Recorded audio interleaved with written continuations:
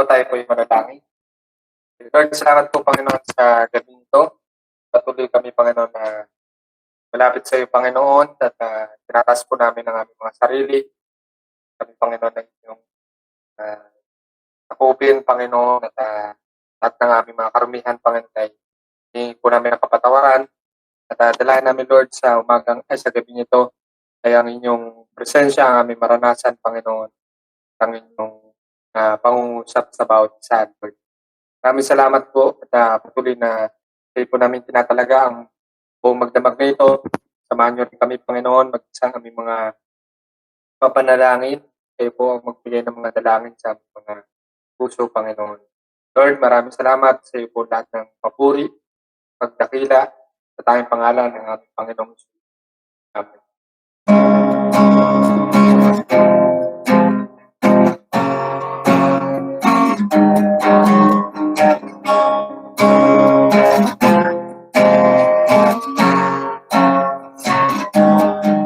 May dala, may saya, may tuwa sa piling ng Diyos, sapagkat ilang na puso ay naglalaho. May awit, may sayaw, at papuri para sa Diyos na hatid ng puso. Pinagpala niyang lubos, ang tunay kapayapaan, ang tunay kaganapan, ang tunay kalakasan sa bawat puso na papagka. Kaya ang awit ng papuri, awit ng pasasalamat, at ang awit ng pagsamba para lang sa Kanya.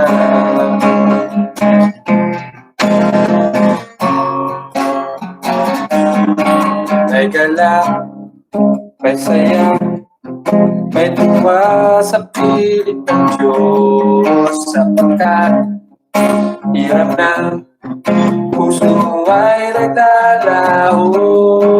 May awit, may sayaw, at papuri para sa Diyos natin na puso.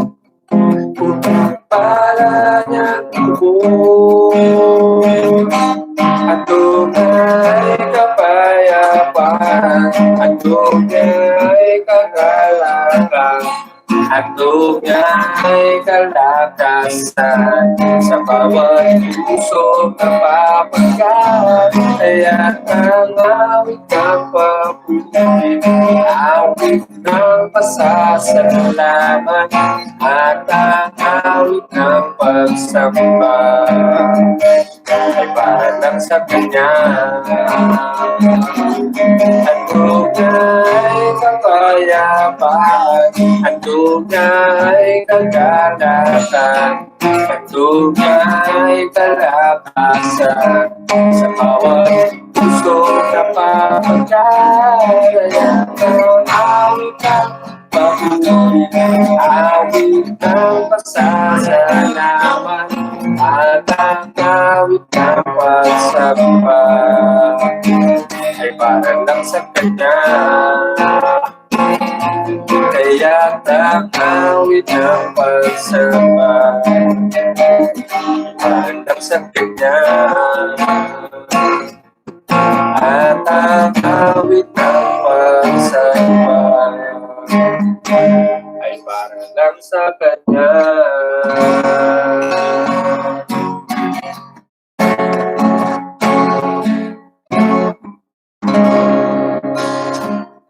Lord, yan.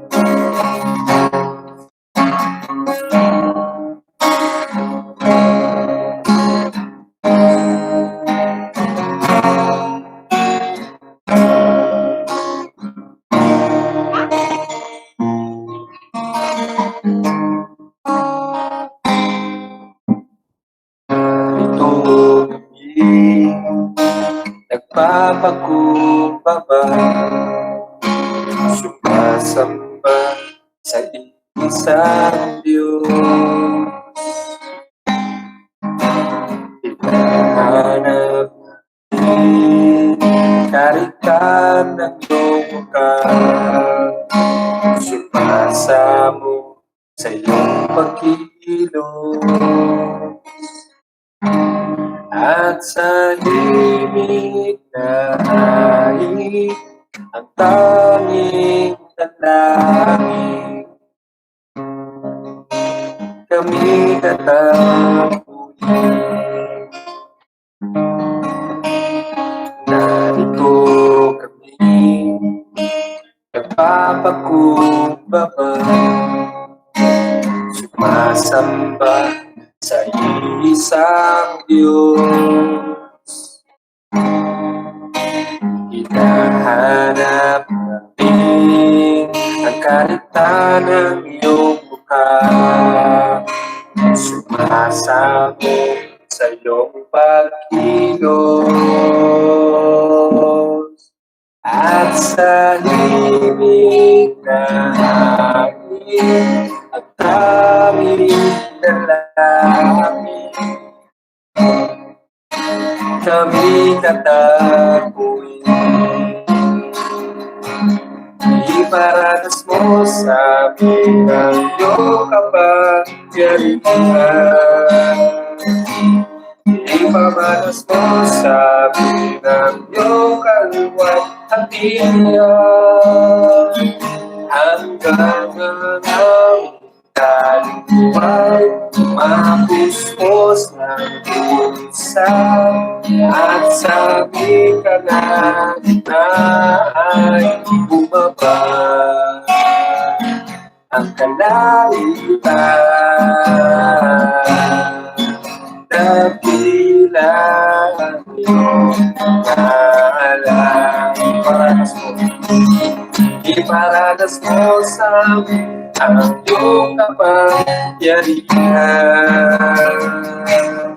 Ipamalas mo sa amin ang iyong kaluwalhatian, hanggang ang aming tagumpay mapuspos ng pulisan, at sa aming kalagitnaan bumaba ang kalamitan. Dakilang iyong ang pagkakamit at buhay mapuspos ng pulisan, at sa aming kalagitnaan bumaba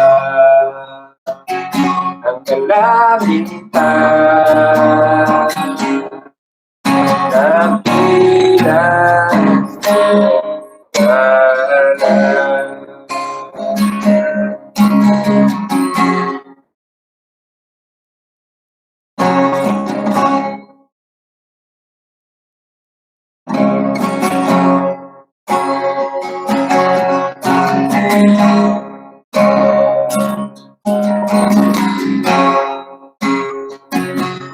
At sa himig na hangin tanging dalangin,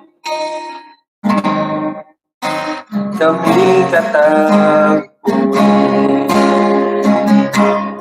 iparanas mo sa amin ang iyong kapangyarihan. Ipamalas mo sa amin ang iyong kaluwalhatian, hanggang ang aming tagumpay mapuspos ng pulisan, at sa aming kalagitnaan bumaba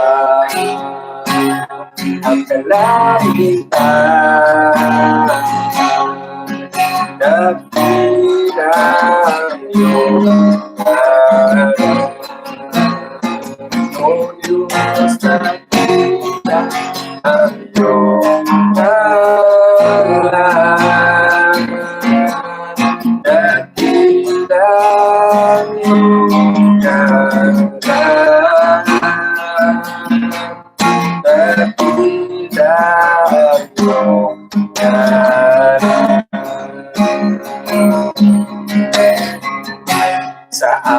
aming puso ibanan. Sa aming puso'y mag-usap ka. Sa aming buhay mabuhay ka. Panginoon, magkabig ka sa puso. Sa aming puso'y mag-usap ka. Sa aming puso'y mag-usap ka. Sa aming buhay mabuhay ka. Panginoon, magkabig ka. Sa aming puso'y manahan ka. Sa aming puso'y mag-usap ka. Sa aming buhay mabuhay ka. Panginoon, magkabig ka. Panginoon, magkabig ka. Panginoon, magkabig ka.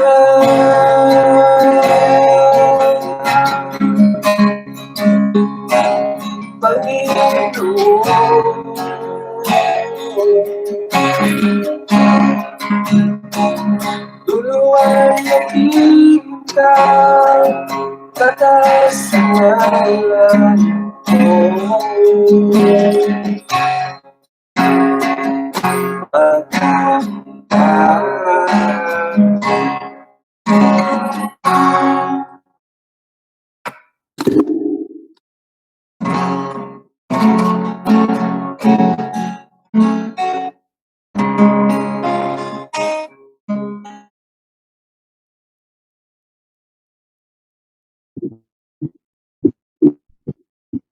Hallelujah.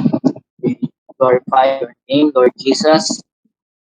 This night, Lord, maraming salamat po, Panginoon, sa iyong biyaya, sa iyong pagmamahal, O God, na ibinibigay sa bawat isa, Lord God.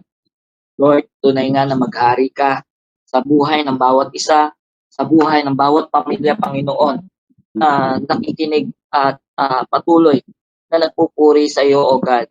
Lord, dalangin namin na sa gabi ito ay buksan mo ang aming kaisipan, ang aming puso, Panginoon, sa bawat salita na nais mong ibahagi, Panginoon, sa gabing ito. At tunay na ang bawat salitang ito, Panginoon, ay magbigay, Panginoon, ng kapahayagan, ng kapurihan sa iyo, O God, at tunay na kagalingan sa bawat isa, Lord God. Kaya, Panginoon, salamat po at nais po namin ihatid din sa inyo, Lord God, at lapit sa inyo, Panginoon, ang aming mga kasamahan na wala pa po rito. Tunay na hipuin mo sila, paalalahanan niyo sila, Lord God, kung ano man ang kanilang mga ginagawa sa mga oras na to, sa aming pakikiisa sa panalangin ito, Panginoon. Kaya, Panginoon, sa inyo namin babalik ang lahat ng kapurihan at pagsamba sa dakilang pangalan ng aming Panginoong Jesucristo. Amen. Buksan po natin ang ating mga Biblia sa James chapter 4, verse 1 to 12. Sabi dito, what is causing the quarrel and fight among you? They come from the evil desire at war within you. You want what you don't have, so you scheme and kill to get it.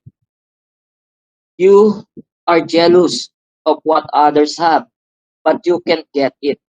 So you fight and wage war to take it away from them, yet you don't have what you want because you don't ask God for it. And even when you ask, you don't get it because your motives are all wrong. You want only what will give you pleasure. Verse 4, you adulterers, Don't you realize that friendship with the world makes you an enemy of God? If say it again, if you want to be a friend of the world, you make yourself an enemy of God.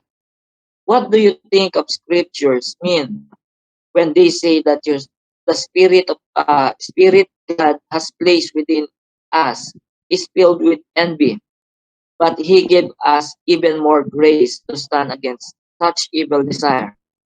As the scripture says, God opposes the proud, but favor the humble. So humble yourself before God, resist the devil, and he will flee from you. Come close to God, and God will come close to you. Wash your hands, you sinners, purify your hearts, for your loyalty is divided between God and the world. But there be tears for what you have done. Let there be sorrow and deep grief. Let there be sadness instead of laughter, and gloom instead of joy. Humble yourself before the Lord, and He will lift you up in honor. Verse 11, don't speak evil against each other, dear brothers and sisters. If you criticize and judge each other, then you are criticizing and judging God's law. But your job is to obey the law, not to judge whether it implies to you. God alone, who gave the law, is the judge. He alone has the power to save or to destroy. So, what right do you have to judge your neighbor? Okay. Sa gabing ito, ang ating pong tatalakayin is yung awayan, yung quarrel, yung gera, pakikipaglaban sa iba, at yung mga conflicts. Ito yung tinatawag natin ng mga bangayan. At ang tanong sa ating sarili, may kaaway ba tayo? At ang kasunod na tanong po doon ay sino ang kaaway mo o kaaway natin? At pangalawang katanungan, anong ginagawa mo kapag may kaaway ka? Yan yung mga pag-isipan natin na dapat natin gawin kapag nakakaranas tayo ng mga ganitong mga karanasan.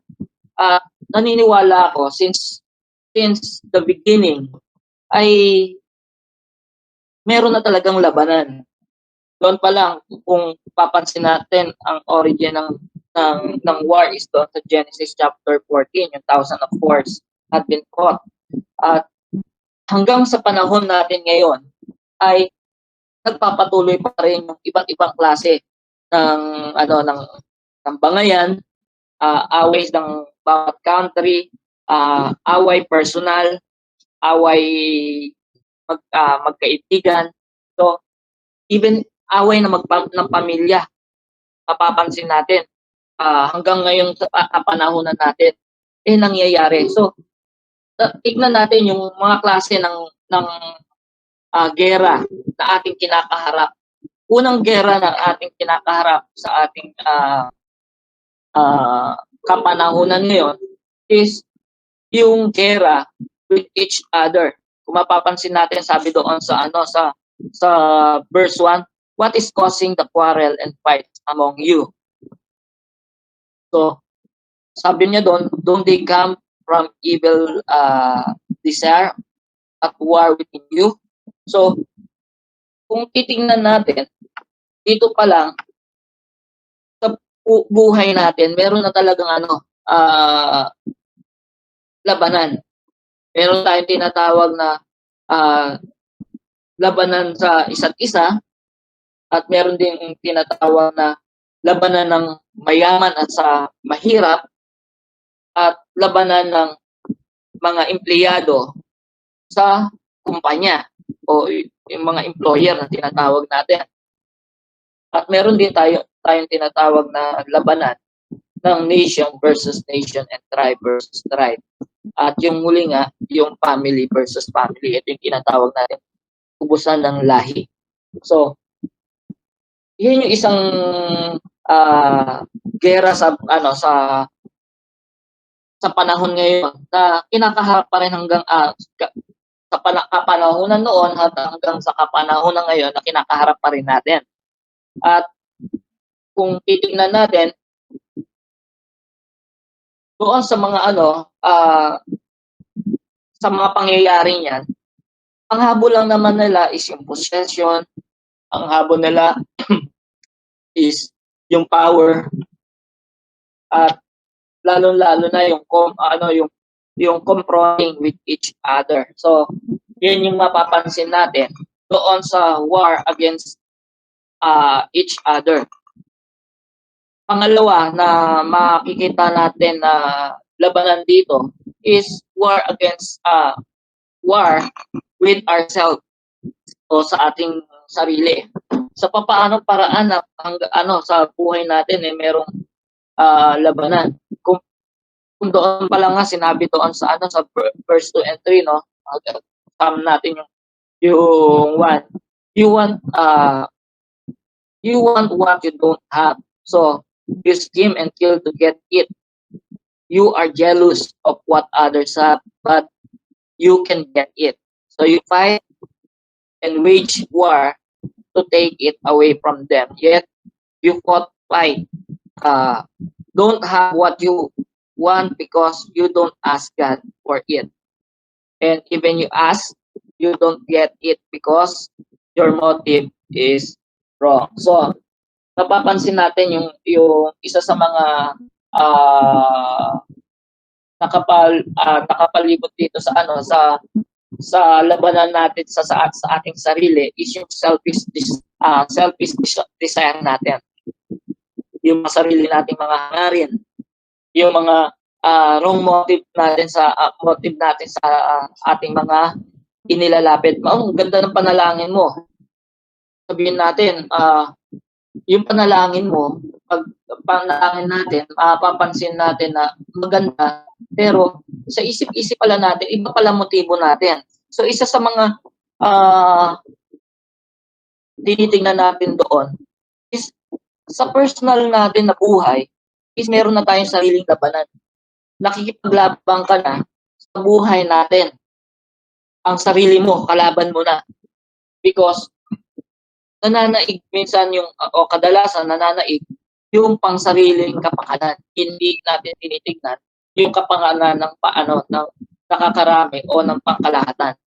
So, masakit yun. Kasi kapag ganun ang mangyayari sa buhay, sa ating gagawin sa buhay natin, is wala ka nang paki sa iba. Ang titignan mo lang, yung self-centered center mo na ito lang, kailangan yung hindi ako mapapasa. Pero hindi mo tinitignan kung yun ba ay makakasama rin sa kapwa mo. So, yun yung pangalawa na klase ng labanan na nangyayari sa buhay natin. So, yun yung essence of sin. Yung selfishness, yung nakasentro. Pangatlo na klase ng labanan na makikita natin dito is war against God. Ito yung binanggit sa verse 4 na you adulterers, don't you realize that friendship with the world makes you an enemy of God? So, doon pa lang sa puntong yon is meron ka ng hint kung ano yung dapat mong harapin. Tapos sinabi din doon, I say again, if you want to be a friend of the world, you make yourself an enemy of God. So, ito yung war with God. Ang root cause nito kadalasan nangyayari is yung rebellion natin, ang pagre-rebelde natin sa ating Panginoon. So, sa pamamagitan ng pagre-rebelde natin, nagdi-declare tayo ng war against God. At tayo ay nakikipagkaibigan sa kamunduhan. So, nakikiayon na tayo, yung agos ng mundo, yun yung ginagawa natin. Hindi lang ginagawa, kundi talagang pinamumuhay na natin sa ating sarili. So, ando doon yung enemy natin, yung world, ando doon yung flesh, ando doon yung evil, yung devil. Kasi mapapansin natin, lahat ng gagawin natin is nakakonect doon sa kamunduhan. So, sabi nga, doon sa meron akong, yung isa sa mga nabasa natin dito na, sa verse, anong verse yun, yung kaninang yung resist the devil. James 4:7. Ayan, sa verse 7. Yung, so humble yourself before God, resist the devil, and he will flee from you. Doon pa lang, hindi dito yung batayan na sasabihin natin, yung usual na kanta na lagi natin nababanggit na tukso layuan lupo. Hindi lalayo ang tukso. Kasi ang tukso lagi yan nandiyan para kumalabit sa atin at hikayatin tayo na gawin o kagatin natin yung tukso na kumakalabit-kalabit sa atin. Which is, doon pa lang, once na kumagat tayo doon, yun na yung senyales ng klase ng rebellion na nag-ano tayo sa isang labanan. O yung sinasabi natin nakikipag na tayo sa Panginoon. Tandaan natin nung tayo ay hindi pa mananampalataya at that time.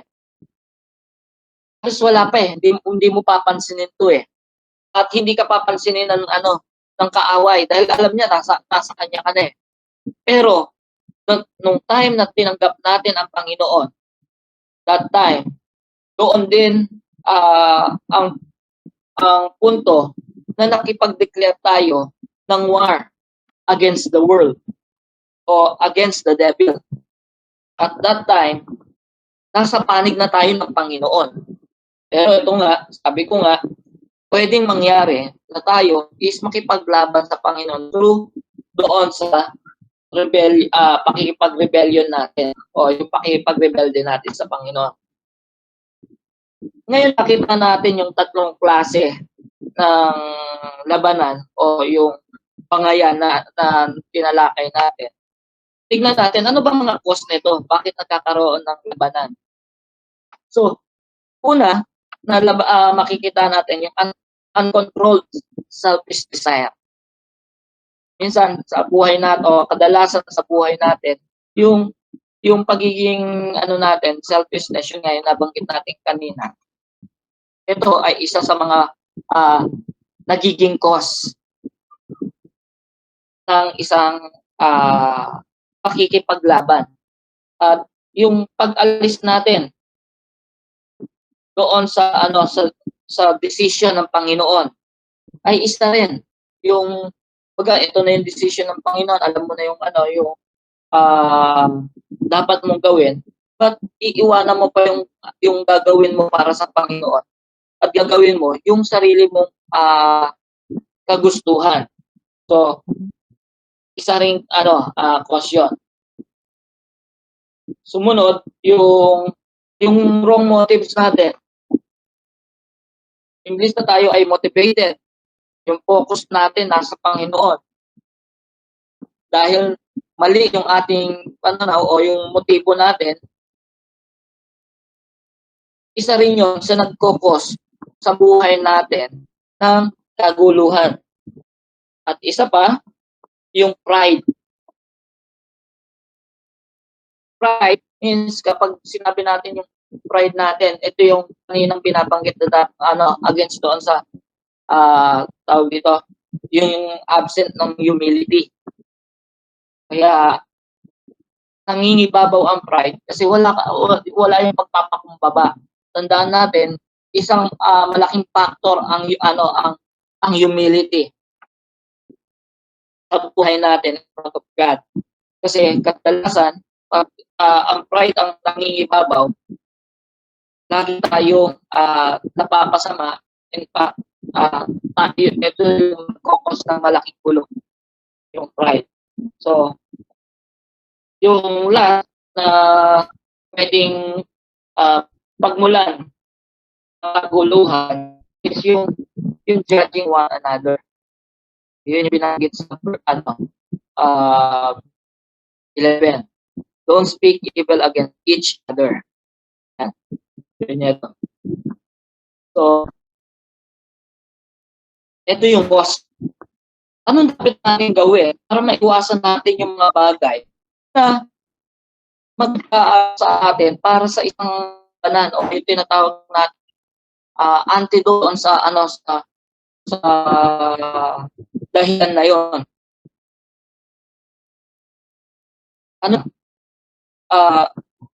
Bigyan tayo ng bilan. Una, antidote na pwede natin gamitin is yung vision of God. Yun yung bigit doon sa verse 7 so humble yourself before God. So nandoon yung submission.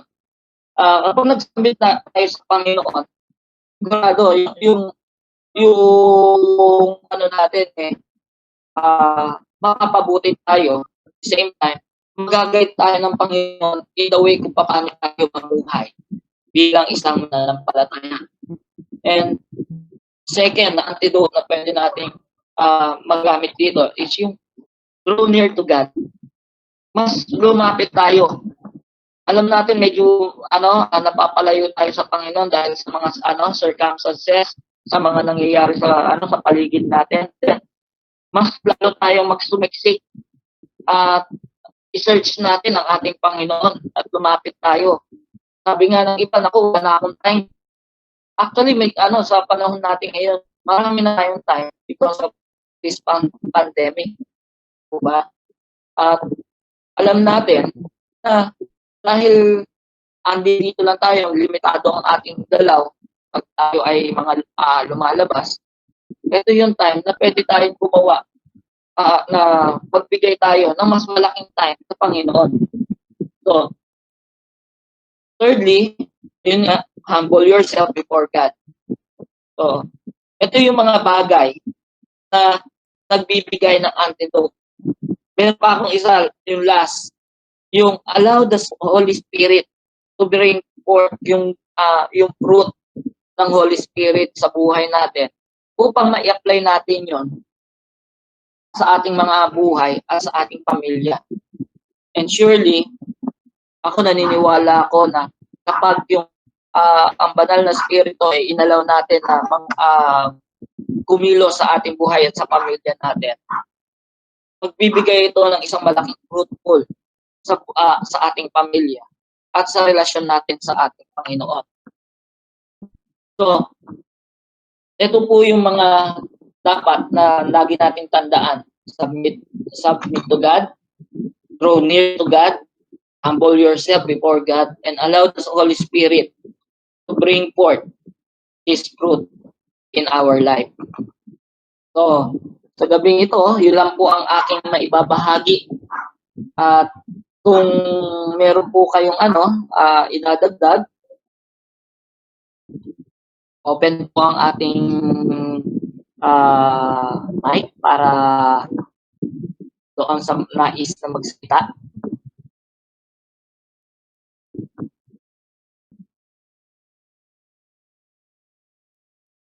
Ano pong book, Lord? James po, Ate James chapter 4 verse 1 to 12 po.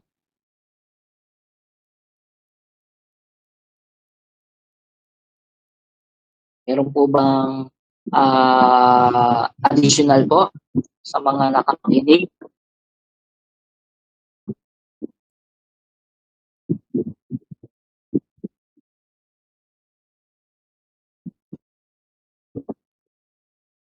Ay kayo po, meron po kayong dadagdag? Lana, Lana po.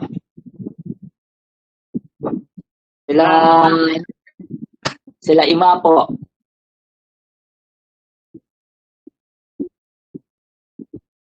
Okay na. Okay na po. So, yun na lang po. Siguro sa ating, bago tayo manalangin, ang pinakamaganda po na to is, tanongin natin sarili. Kung tayo ba ay merong mga sama ng loob, may mga frustration, meron ba tayong kaaway na siguro noon nakalimutan na natin, balikan natin. Why don't you give it to God and instead asking yourself, hayaan natin na i-ask natin sa banal na spirito na kontrolin niya yung ating kaisipan at ating buong pagkatao para maisaayos po ang ating relasyon sa kapwa natin, lalo-lalo na sa ating Panginoon. So, tayo po ay manalangin. Dakilang Diyos na makapangyarihan sa lahat, muli, salamat po, Panginoon, sa gabing ito, God, dahil ikaw ay napakabuti. Dahil sa iyong kabutihan, Panginoon, at yung pagiging pure mo, Panginoon. Ikaw, Lord, ang siyang kumikilo sa buhay ng bawat isa sa amin upang turuan din kami, Panginoon, ng mga kabutihang bagay sa aming buhay upang may apply namin sa aming mga kapwa, Lord God. At tunay nga po, Panginoon, na hayaan mo, Panginoon, na kung meron man kami sa aming mga puso na nakakaranas ng mga hindi maganda, Panginoon Diyos, yung kasamaan ng loob o galit, mga frustration, ito yung mga nararamdaman namin na hindi maganda, Panginoon, ay aming inilalapit sa iyo, Lord God. At ikaw po, Panginoon, ang siyang tunay na mag-seal nito, Panginoon Diyos. Kung mayroong mga bagay man, Panginoon, na hindi namin na maalala, ikaw po ang magpaalala po, Panginoon, upang maibalik namin, Lord God, at malapitan namin yung mga tao na sumama din ang loob sa amin, Lord God, at baka hindi kami nakapatawaran sa kanila, O God. Kaya, Panginoon, hayaan mo ang banal na spirito, ang siyang tunay na kumilos sa aming buhay, lalo-lalo na sa aming puso, Panginoon. Nabigyan niyo kami, Panginoon, ng puso na may pagpapakababa, Lord God, sa harapan mo at sa harapan ng ibang tao, Lord God. Kaya, Panginoon, salamat po at nais namin sa inyo ibalik ang lahat ng kapurihan at pagsamba sa dakilang pangalan ng aming Panginoong Kristo. Amen. Sa Lord God, paggamit nila ng kanilang salapi na pagbili ng karapatan, pagbili ng kaisipan ng mga butante na kanilang ginagamit ang perang ito, Panginoon. Pang matanyag sila, Panginoon. Yan mga Lord God na ang mga babayan din namin, Panginoon, karoon sila ng maayos na kaisipan. Makita nila, Panginoon, kung sino yung karapat-dapat na mahalal isyon na kanilang pinag-aagawan, Lord God. Lord, imulat mo sa bayang Pilipino, Panginoon, sa mga iba't ibang kanilang layunin, Panginoon, takbo sa eleksyon na ito. At gayon na rin, Panginoon, yung mga nangyayari, Panginoon, na mga investigasyon kung saan inuungkat yung mga iba pang mga pangyayari, Panginoon, ng aming presidente, at ng kanyang makakaalitan ng mga senador. Lord, kaya mga o Diyos na maganap sa kanila yung kapayapaan, mangyari ng mga Panginoon na sila ay mag-compromise sa bawat isa, na maging cooperative na lamang sila para sa pag-resolba ng mga problema ng ating bansa at hindi yung ng bangayan nagiging personalan ng Lord God itong kanilang mga hidwaan na ito. Langin namin, O Diyos, yung Panginoon na magitan sa kanila. Kaya itaman niyo, Panginoon, na nandun lagi, Panginoon, kayo. Isang rin ang masusunod pa rin ang iyo pa rin, Panginoon, kahari at hindi yung mga nais nila, Panginoon. Langin namin, O Diyos, na maliwanagan ang kanilang kapan sa nangyayari mga hidwaan, mga investigasyon na kung saan ay maabot na, Panginoon, sa mga maraming taong nadadamay dahil lamang, Panginoon, sa kanilang pagkagahaman, Panginoon, sa mga salapi na ito. na siyang gagamitin nila o ginamit nila, Panginoon, sa anumang kaparaanan. Lord, dalangin namin, O Diyos, na matapos na, Panginoon, yung kanilang mga sitwaan at may pagpatuloy na yung maayos na pagsiservisyo para po gumanda at takbo kung ang pamumuno nila sa aming bansa. Dalangin din namin, Panginoon, ang mga ibang problema na bansa na kinakasakutan, lalo Lord, sa mga ngayon, karamihan sa mga mamamayan ay dumadanas ng kahirapan dahil na rin nga sa nangyaring ito na pandemic na kami pong naranasan ng Diyos na makatatag, Panginoon, ng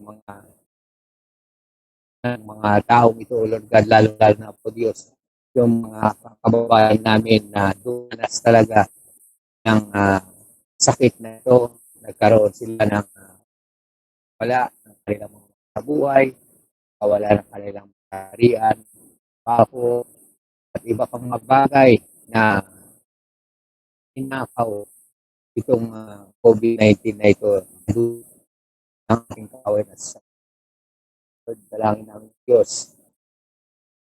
Tapos na at magwag Panginoon ang kabutihan dito po na malupong COVID-19 na ito upang sa gano'n ay kabalik na ang hindi lang ang bansa kundi ang buong mundo, Panginoon. Ganap ito ay magsilbi nawa ito leksyon o pulutan dito Lord ng karanasan na magpapatibay, Panginoon, lalo-lalo na Diyos sa karanasan na nagkaroon ng mga kapihatian ay magbigay Lord God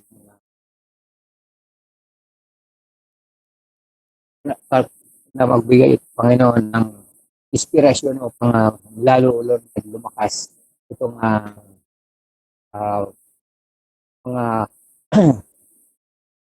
pananampalataya o Lord God ng mga taong lumakas. Kami nagpala o Diyos na mas higit pa, Panginoon, ang ibibigay mo, Lord God, na kalwalhatian, ang ibibigay mo na kagumpayan, kapatiran namin sa mga tao, o Lord God, na tumanas na COVID-19 na ito, Lord God. Kaya kami nagtuwa, o Diyos, na makakbangon ang lahat, Panginoon. Dahil sana magagawin muli ang maayos na kalakaran para sa umunlad ng aming ekonomiya at ang Pilipinas. Lord, dalangin din namin, Panginoon, na muli ang aming bansa ay magagamit muli pa rin, Panginoon, na yung destiny, Panginoon, ng bansang Pilipinas ay hindi mawawala, Panginoon, isipan sa puso ng bawat mga pananampalataya o Lord God, tinip saan gagamit ng Pilipinas para ito ay maghayag ng pasta ng Diyos, maghayag ng katotohanan dito po sa bansang ito, Lord God, lugar na ito ng Southeast Asia at ng buong mundo. Gamitin mo na, Panginoon, ang mga kapatiran namin kung saan sila ay naroon sa bansa na maghayag ng kabutihan ng mga salita upang mapulpi ang destiny ng aming bansa, Lord God. Lord, salamat dito, Lord God, at kami umaasa at amin po, Lord God, inaasam ayan, Panginoon, bibig kaklo niyo sa bansang Pilipinas. Kung muli kayo ang kapurihan sa salamat sa pangalan namin, Panginoon Kristo.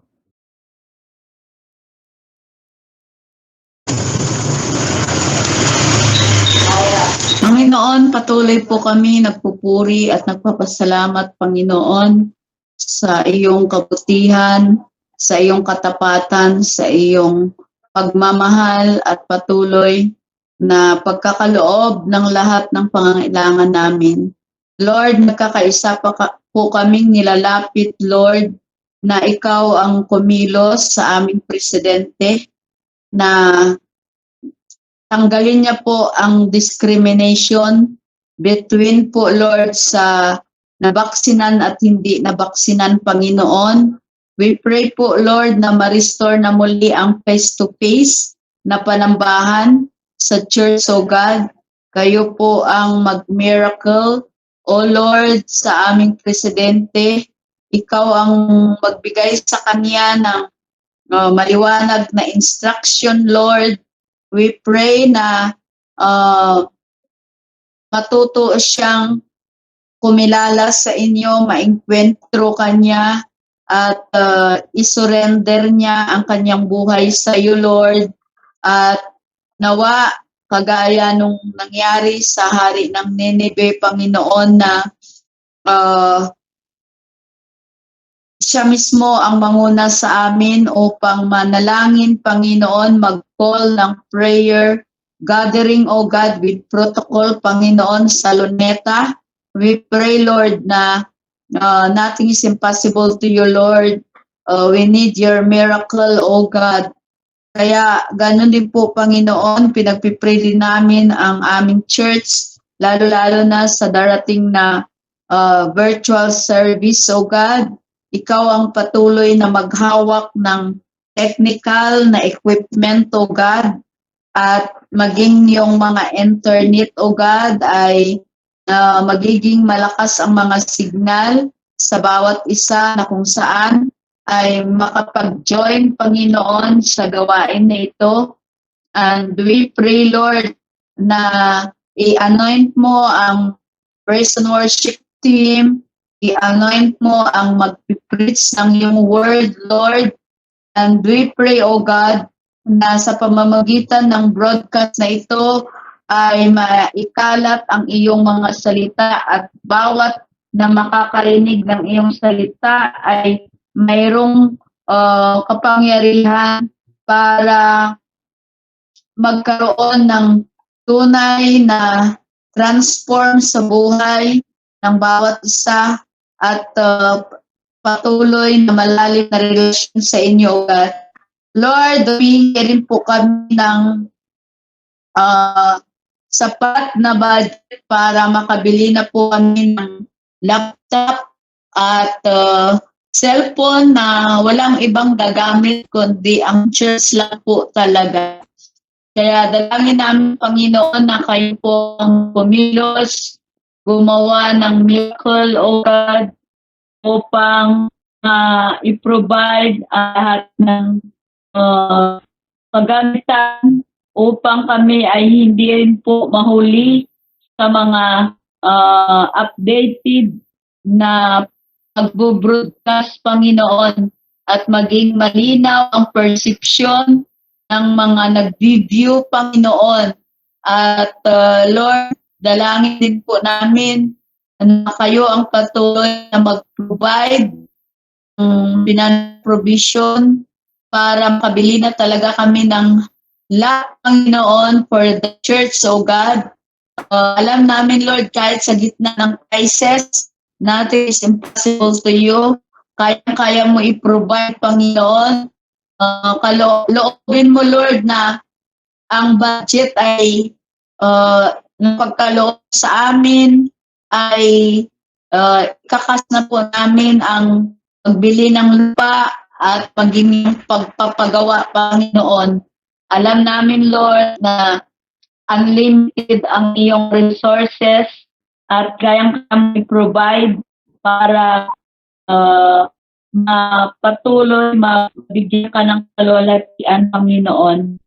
Piliin po namin ang bawat cell group na gamitin mo mightily ang cell group para ma-prepare ang mga miyembro sa mga huling araw, Panginoon. Kaya every time kami ay magkaroon ng cell group, mauna ka, anoint mo ang lahat mga cell servant, Panginoon. Nawa, gamitin mo ang cell group na ito upang lang ma-enlarge ang iyong territory, O God. At din po, Lord, pinagpipray din po namin na kayo ang magpalakas din po ng bawat house church. Lord, yung Fernandez House Church, ma-restore na muli. Yung Buena Vista House Church, yung Palo Alto Palo Alto House Church. Pinagpipray ko rin po nawa sa family ni Chris sa Look na maging target din po ito ng House Church, Panginoon. Ikaw ang gumawa ng way o ng paraan at mag-provide ng gagawa upang gamitin mo at magkaroon din po ng House Church sa loob, Panginoon. So, extended your kingdom, O God. Lord, maraming salamat at patuloy mong painitin ang bawat individual na mananampalataya sa church na patuloy kaming maging maapoy sa aming namin. And we pray, Lord, na mag-raise up ka ng mga prayer warriors sa church, O God, na nandoon, Panginoon, ang eagerness na mapabilang bilang mga prayer warrior, Panginoon. Lord, dalangin din po namin, O God, even yung mga young people ay ma-restore muli at magkaroon po sila ng buo muli ng mga kabataan para ang mga kabataan na ito ay ma-equip din po, Lord, even the children ministry. Kayo din po ang patuloy na mag-anoint sa lahat ng mga Sunday school teacher. Bigyan niyo sila ng anointing upang ang mga bata na ito ay maihanda din sa mga uling araw, Panginoon. And we pray, Lord, na outpouring mo ang Holy Spirit mo sa CBCM, Panginoon. And we waiting, Lord, for the great revival na gagawin nyo para sa bansang Pilipinas.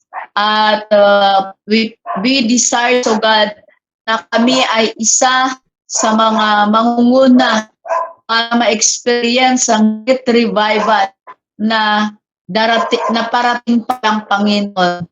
Kaya we pray, Lord, na kayo ang kumilos sa pamamagitan ng kapangyarihan ng iyong Holy Spirit na talagang actual and literal ay maranasan namin yung kagaya ng mangyayari sa Book of Acts kung paano kumikilos ang iyong banal na Espiritu sa body of Christ, O God. Lord, maraming salamat. Ito po ang aming nakaisang panalangin sa pangalan ni Jesus. Amen. Hallelujah, Lord God.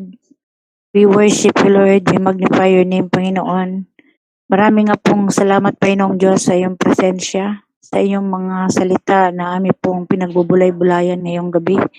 At tunay na patuloy namin itong dinideklara sa bawat isa sa aming mga buhay, yung mga anak, Panginoong Diyos, even the whole body of church, Panginoong Diyos, na kung saan, Panginoong Diyos, kayo ang patuloy na magpala, Panginoon, patuloy na manguna sa bawat area ng body of Christ, Lord God.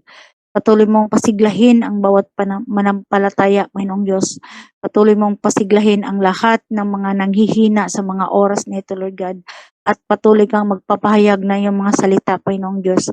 Lord, continue ka na manguna sa bawat mga kapastoran, bawat mga churches ng buong mundo, Panginoong Diyos.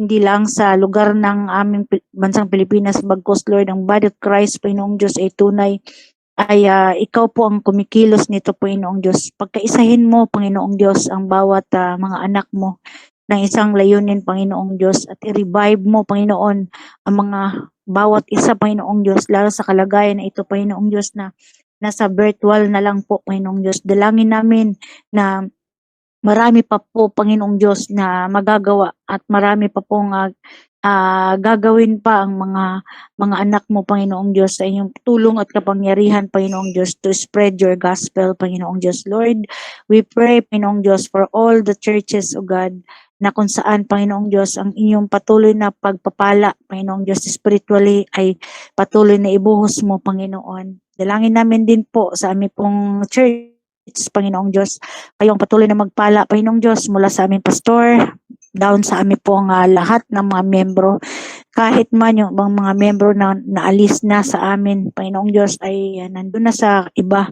Dalangin namin para sa kanila, Panginoong Diyos, ay ikaw po ang magpaalala sa kanila ng mga bagay na kung saan, Lord, kung paano mo sila tinulungan, paano mo sila kinausap, Panginoong Diyos. Patuloy kang sa mga oras nito ay mangusap sa kanila, Panginoong Diyos, at ang kanila pong relasyon din po sa inyo ay patuloy na pasiglahin at magkaroon po, Lord God, ng tunay na renewal, Panginoon. I-restore mo ang bawat na mga kaluluwa ngayon, Panginoong Diyos, na hihina, at patuloy mong patatagin ang body of Christ, Panginoong Diyos, na mayroon po mga kanya-kanyang function ito, Panginoong Diyos, na inyong ibigay at patuloy na gampanan, Panginoong Diyos.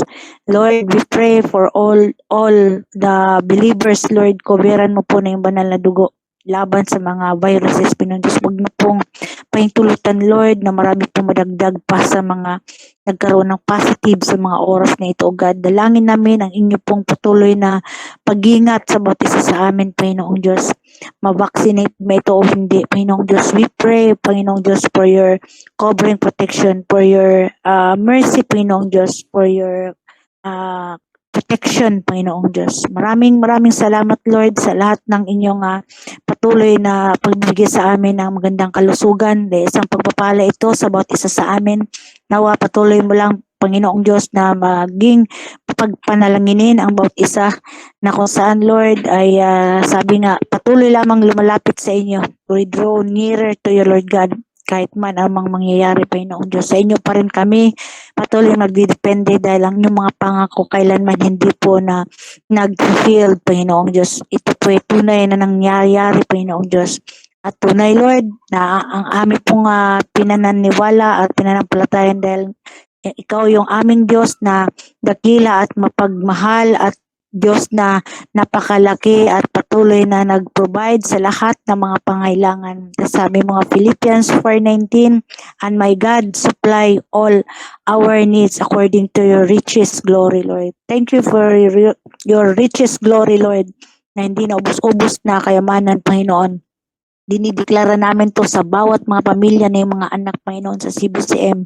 Kayo ang patuloy na manguna, patuloy na mag-provide sa lahat ng mga pangailangan, lalo sa aming pong pag-ipon para sa aming nais na bilhin na lupa, Panginoong Diyos, in your perfect timing. Patuloy lamang kami ay makapagbigay, patuloy lamang kami ay makapag-isa, Lord, na makapag-ipon nito, Panginoong Diyos. Maraming salamat, Lord, sa lahat ng mga amin pong inasahan ng mga pagpapala na mula sa inyo, Panginoong Diyos. Ito ang aming panalangin sa pangalan ni Jesus. Amen.